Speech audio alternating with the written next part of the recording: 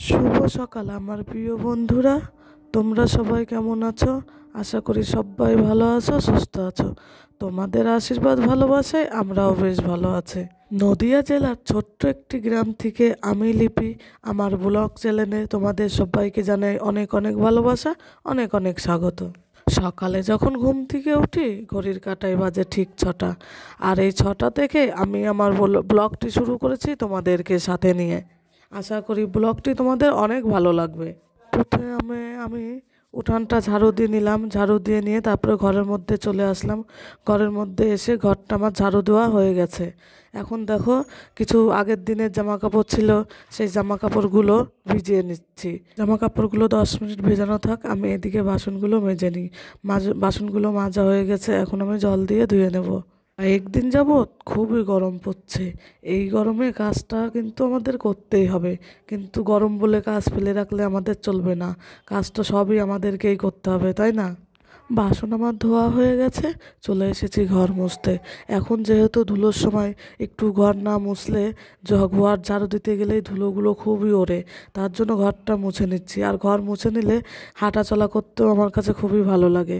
ঘরটা মোছা হয়ে গেলে তারপরে আমি বাসি কাপড়টা ছেড়ে রান্না কিন্তু আমার সারা হয়ে গেছে। যেহেতু সকালেই আমাকে রান্না করতে হয়, বাসি বিছনা ফেলে রেখে আমি রান্না করতে চলে গেছিলাম। রান্না সেরে তাড়াতাড়ি এসেছি বিছনা গোছাতে। যেহেতু ঘরে আমার বাসি বিছানা পড়ে রয়েছে, তার জন্য আমি বিছনাটা দেখো গুছিয়ে নিচ্ছি। আজকে আমি চাদরটা পাল্টে দিলাম। যেহেতু দেখেছো নতুন চাদর পেতেছিলাম কয়েকদিন হলো, 5-6 দিন। তারপর আমি আজকে চাদরটা তুলে দিয়েছি, তুলে দিয়ে কাঁচা চাদরটা আমি পেতে দিলাম। তা এটা আবার 5-6 দিন থাকি, তারপর ওটা কেচে রাখবো, তখন ওটা পায়ে পেতে দেবো। তা আমার বিছানাটা গোছানো হয়ে গেলে আমি চলে গেছিলাম টেবিলটা গোছাতে। 1 দিন না গোছালে এই টেবিলটার দিকে আর তাকানো যায় না। দেখো ওদিকে ছেলেও জানে মা হচ্ছে টেবিলটা গোছাচ্ছে, ও আবার ওদিকে দাঁড়িয়ে দাঁড়িয়ে বইগুলো আমার হাতে ধরিয়ে দিচ্ছে, টিভি দেখছে আর ধরিয়ে দিচ্ছে। তা আমি টেবিলটা গুছিয়ে নিয়ে টেবিলটা ভালো করে মুছে নেব। আমাদের মতো গৃহবধূদের সব কাজটা পরিপাটি করে গুছিয়ে করাটাই স্বাভাবিক। কাজ যদি পরিপাটি হয় না, তাহলে মনের কাছেও অনেক ভালো লাগে, মনের কাছে পরিষ্কারও লাগে। আর যদি কাজটা ফেলে রাখে অন্য কাজে যাওয়া যায়, ওই কাজটা আমার পড়ে আছে, মনের ভিতর সেই চিন্তা যতক্ষণ না হবে ততক্ষণ মনের ভিতর সেই চিন্তাটা থেকেই যাবে। দেখো টেবিলটা গুছিয়ে আমি চলে এসেছি শোকেসটা মুছতে। শোকেসটা আমি মুছে নেবো, যেহেতু গোছানোই আছে, ধুলো পড়েছে একটু, ধুলোটা আমি ভালো করে মুছে নিচ্ছি।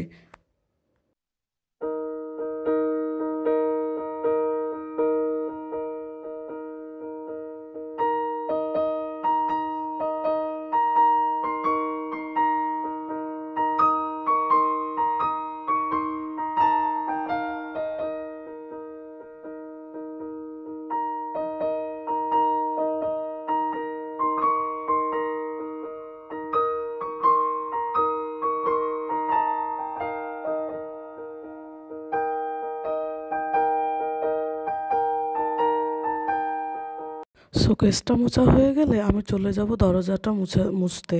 যেহেতু দরজাটাও কয়দিন মোছা হয় না, তার জন্য আমি দরজাটা মুছে নেব। জিনিস থাকলেই হবে না, সেই জিনিসটা ভালো করে পরিষ্কার করে পরিপাটি করে রাখতে হবে, তাই না বলো? আমার দরজার ডিজাইনটা তোমাদের কেমন লাগে বন্ধুরা, কমেন্ট করে জানিও তো। দরজার ডিজাইনটা পুরোটাই আমার মতে করা, তা ভালো লাগলে একটু কমেন্ট করে জানিও। দেখো ওদিকে আমার কাজ বাজ সারা, চলে এসেছি আমি আমার কাজে। দেখো প্রথমে পানটা কেটে নিলাম, তারপরে আমি পান বসাতে বসে পড়েছি। পানটা বসিয়ে তারপরে মাল ঢালবো। গরমের মধ্যে দেখো আমি পান বসাতে বসে পড়লাম। এই কাজটা করা যায়, কিন্তু যখন মালটা ঝালতে বসি তখন ওই আগুনের তাপে আমি আর কাজটা করতে পারি না, খুবই কষ্ট হয়। শীতের দিন হলে অসুবিধা হয় না, কিন্তু গরমের দিনে আমার ওই মাল ঝালতে গেলে খুবই কষ্ট হয়। যেহেতু আগুনের তাপটা লাগে, সেই জন্য খুবই গরম লেগে যায়। তা দেখো মালটা ঝালছি, তোমরাও বুঝতে পারবে যে ওই আগুনের হিটটা খুবই স্পিডে হয়, আর খুব তাপও হয় ওই আগুনের। তা মালটা ঝালা হয়ে গেলে আমি স্নানটা সেরে নেব। ভিডিওটি এই পর্যন্তই রাখছি, আজ আসি, কাল আবার দেখা হবে।